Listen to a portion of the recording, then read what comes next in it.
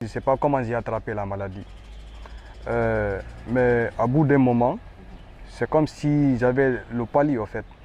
Mais j'ai fait un traitement de palu, ça n'a pas stoppé en fait. 2 jours après aussi, j'ai commencé à ressentir des symptômes, des choses étranges chez moi. Par exemple, la toux, la fatigue et surtout de la fièvre.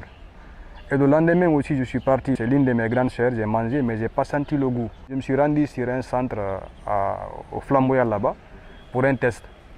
J'ai fait le test, 3 jours après, on m'a appelé pour me dire que je suis positif. J'étais confiant à 50% quand même, comme je n'avais pas vu quelqu'un qui est atteint de la maladie.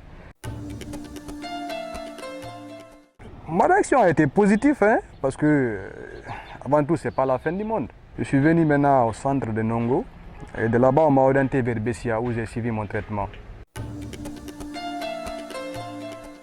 Quand je suis arrivé là-bas le premier jour, j'avais un peu peur en fait de la maladie, comme j'ai vu certaines personnes et la façon dont ils étaient habillés, tout.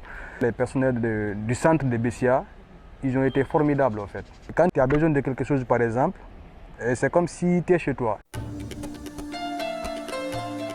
J'étais soucié, mais c'était moi de les faire comprendre que ce n'est pas la fin du monde. Malheureusement, j'ai été la seule personne qui a été infectée dans la cour.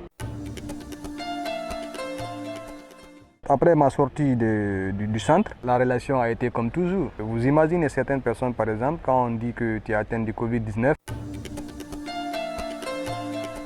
Ce que moi je peux dire à l'ensemble des personnes vivant dans le territoire guinéen, c'est de respecter les mesures sanitaires.